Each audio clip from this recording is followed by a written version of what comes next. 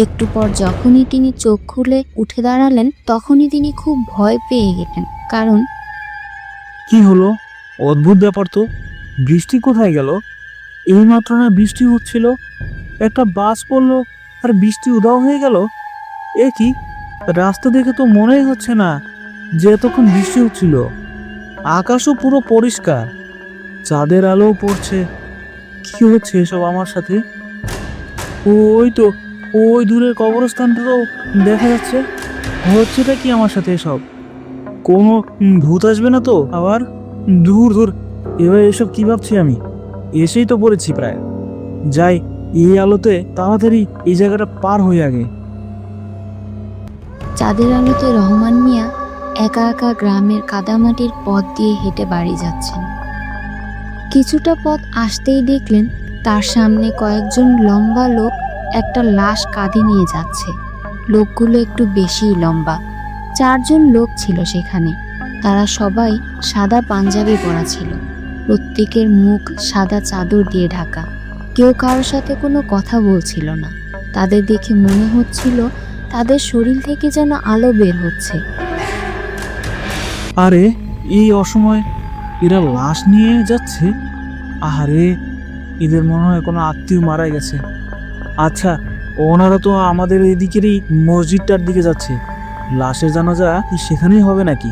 এমন হলে তো ভালোই হয়, তাহলে আমি জানাজা পড়তে পারবো। এক কাজ করি, একজনকে জিজ্ঞেস করে দেখি। ও ভাই, ও এই যে ভাই, আপনারা কি লাশের জানাজা পড়াবেন নাকি, নাকি পড়িয়েছেন? জানাজা পড়াবো, তার জন্যই নিয়ে যাচ্ছি। তাহলে আমিও জানাজা পড়তে চাই আপনাদের সাথে। সেই লোকটা রহমান সাহেবের প্রথম কথার উত্তর দিলেও দ্বিতীয় কথার কোনো উত্তর না দিয়ে তারা 4 জন বারবার একজন আরেকজনের দিকে তাকাচ্ছিলেন। এমন দেখে রহমান সাহেব আবারও বললেন, কি ভাই, আমি জানাজা নামাজ পড়লে কোনো সমস্যা হবে আপনাদের? এমন শুনে সেই লম্বা লোকদের মধ্যে একজন বললেন। ঠিক আছে, আসুন। সেই লোকরা এমন বলেই আবার সোজা হাঁটা শুরু করলেন।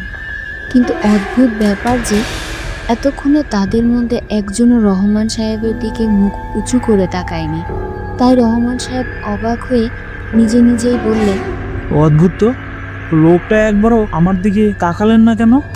আচ্ছা, যাই হোক, আমিও না কি উল্টাপাল্টা কথা বলছি। তাদের তো এমনিতেও মন খারাপ, এখন তারা এমনই হবে। আমি তাদের পিছু পিছু যাই, না হলে আবার নামাজটা পড়তে পারবো না।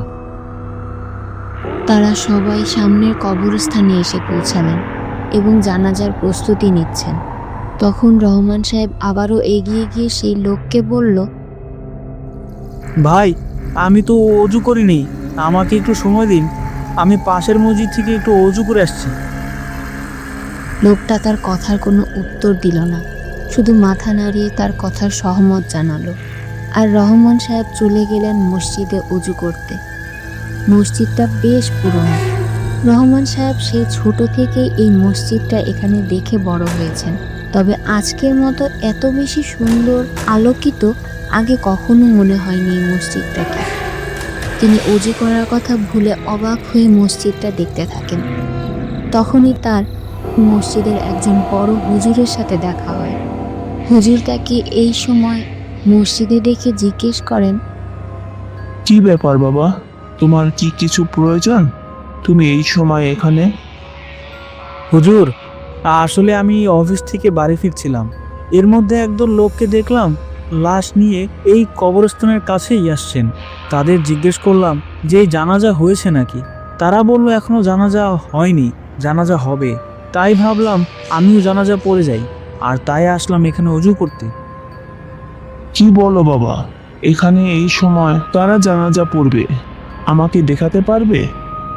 হ্যাঁ, অবশ্যই, আসুন, ওই জানালা থেকেই দেখা যাবে। হুজুর রহমানের কথা অবাক হয়ে যায়, আর সাথে সাথে সে তখন রহমান সাহেব হুজুরকে বলেন, হুজুর, ওই যে ওইখানে দেখুন, ওই তো 4 জন লোক দাঁড়িয়ে আছে ওইখানে, তারা আমার জন্য অপেক্ষা করছে।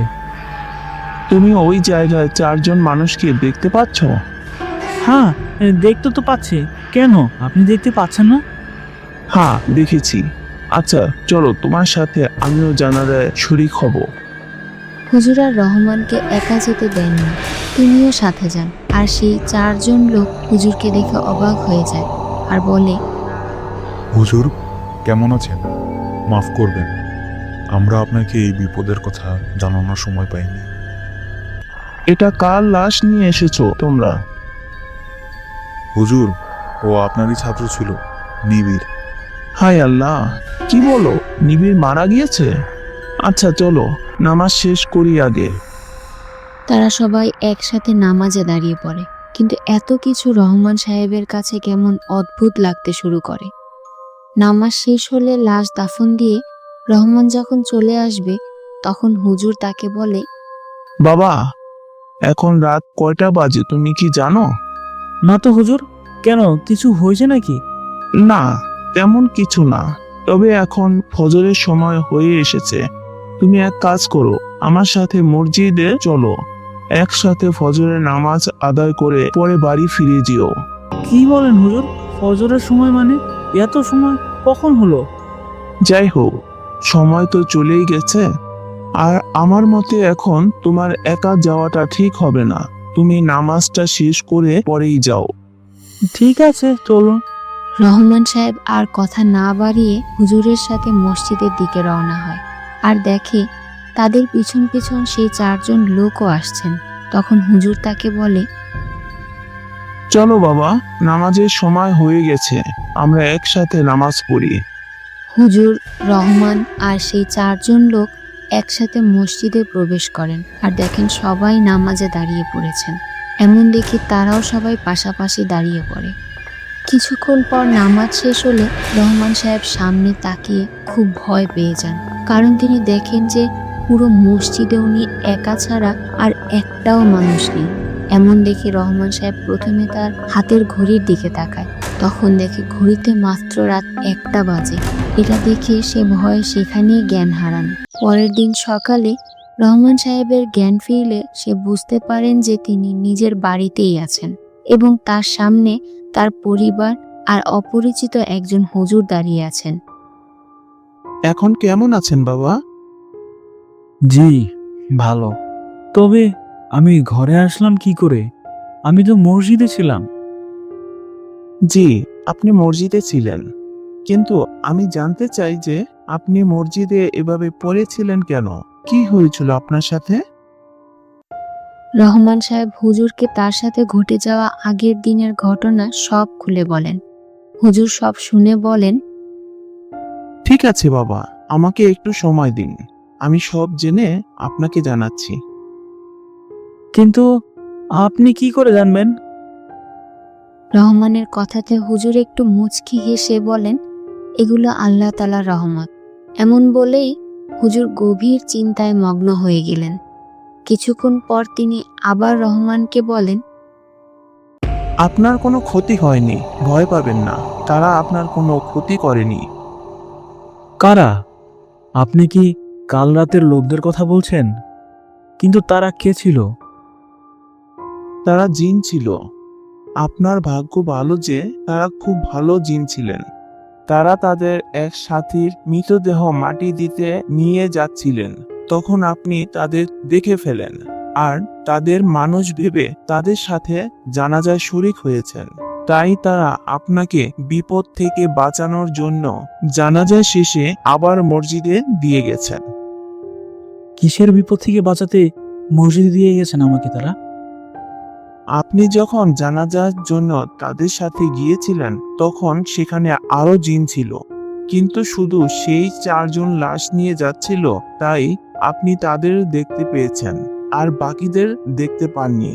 তবে যাদের আপনি দেখতে পাননি তাদের মধ্যে কিছু খারাপ জিন ছিল যারা আপনাকে মারতে চেয়েছিল।